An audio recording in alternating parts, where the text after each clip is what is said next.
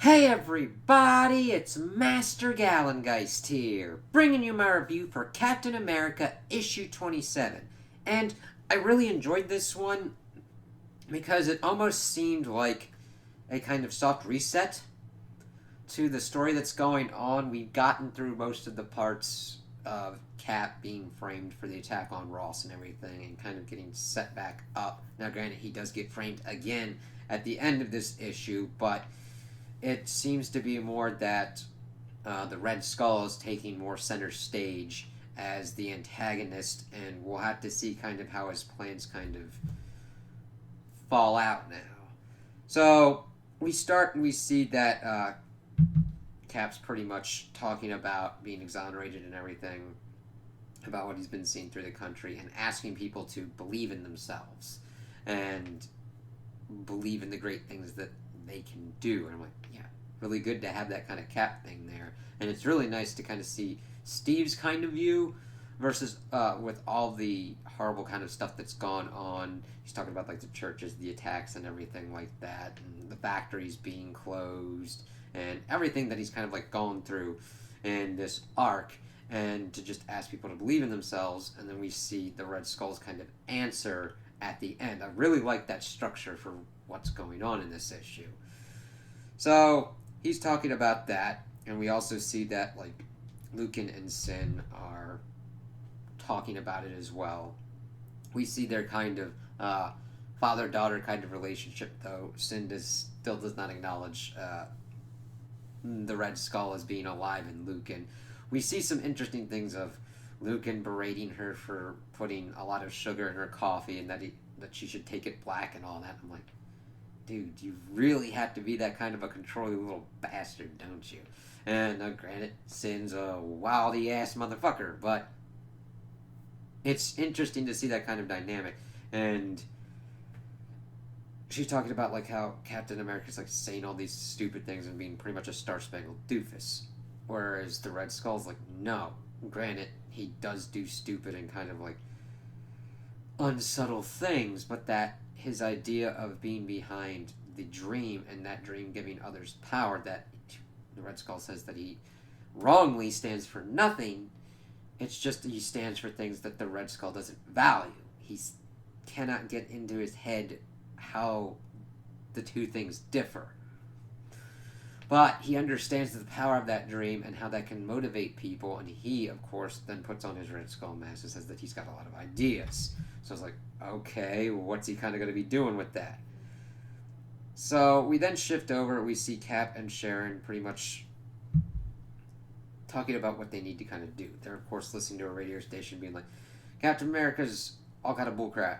I could pretty much sell you a bridge to China with all that stuff, and that they're going to have a rally in Central Park. And Sharon's like, this is bullshit, and turns it off. And Cap's like, I gotta listen to this. I gotta listen to all Americans. I don't want to be in a bubble. And Sharon's like, no, that's kind of not the right kind of tactic to kind of take with that. Because, granted, you don't want to be in a bubble. You kind of want to know what people are talking about you. But the thing is, you have to understand how they're kind of talking about you and what their objective and end goal is in that regard.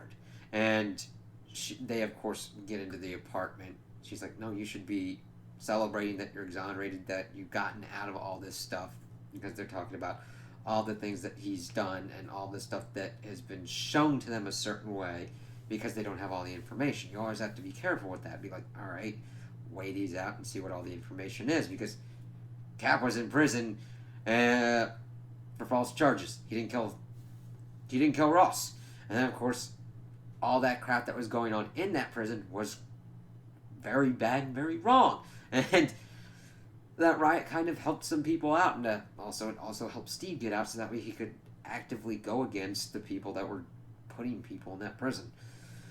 So it's kind of interesting thinking about that. We also see that Lucan is evidently linked with like border privatization and the whole Watchdogs group. It makes sense because of all the stuff that we've seen with the Power Elites up until this point.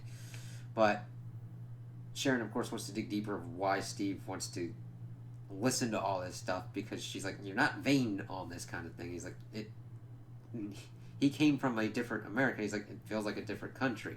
And of course she's like, it has been a different country. no more Rushmores, no more wise men. Everybody with all their different kind of opinions and everything. It's like it's always been a different country. So let's go down and kind of check out what's going on at that rally, because she's pretty much rightfully understanding that that's probably going to be like a hotbed of complete utter insanity that could ensue with all these different kind of things going on, and probably have links to the people that they've been probably seen. So they go to the rally, and of course Steve is using an image inducer, and we see that Sharon is using her armor, and that she is cloaked and hovering, and this deals a lot of wear and tear to the battery power that's going on with her. But we see Steve's in there with like a Wakandan image inducer, and they see an interesting collection of people, but they kind of all fit together. We see Red Skulls, the Watchdogs, Friends of Humanity. They are linked more with like doing horrible things to mutants, and then the Sons of Selene, because of course they're Sons of Selene. Gotta get them people into the vampire ladies. Resident Evil kind of thing. Though those memes are kind of funny. Alright, so we've got all these different kind of groups, and it's really kind of weird. They're just looking at it, and the thing is, just thinking on it now, it doesn't really make sense of why it would set them. Like, granted, they probably got different motivations and everything, but something fucking sets them off.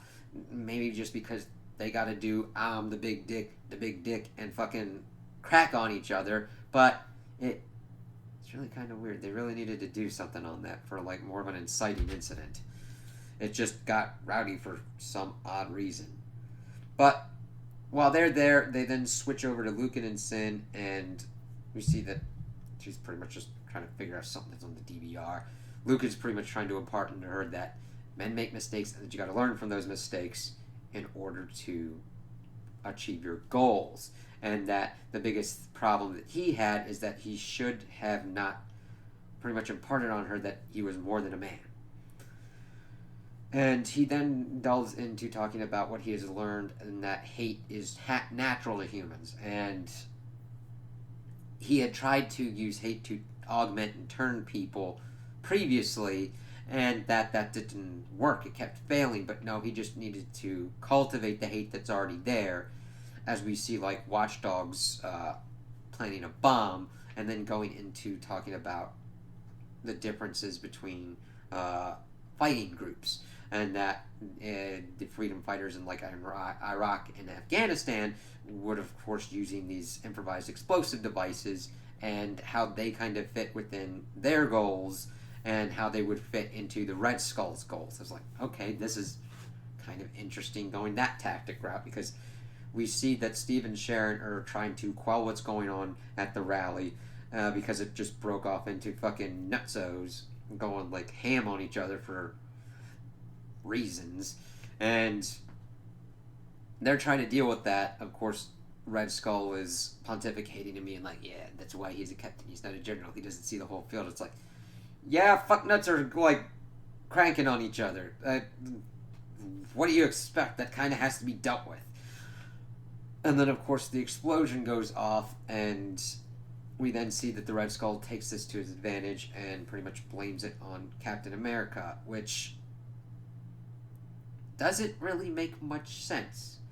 Granted, yes, these are made up of groups that Cap has fought against, and people that, like groups that worship the people that he has fought against, like Red Skull, and of course the Watchdogs with their Baron Zemo motif and everything.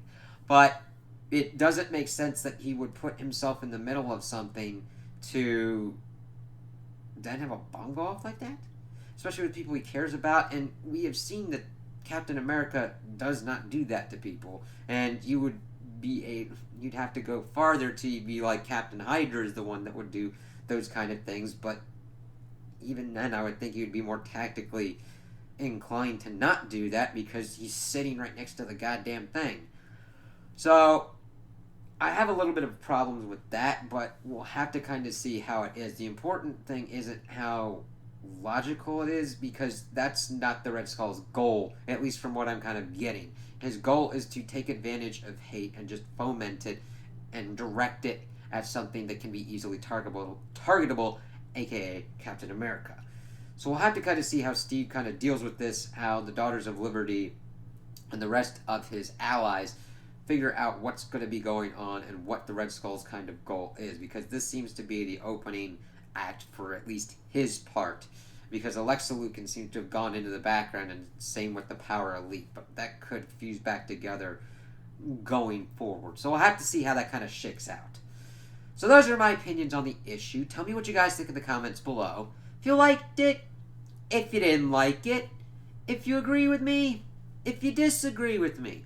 Also like and subscribe, and I hope you have a good day.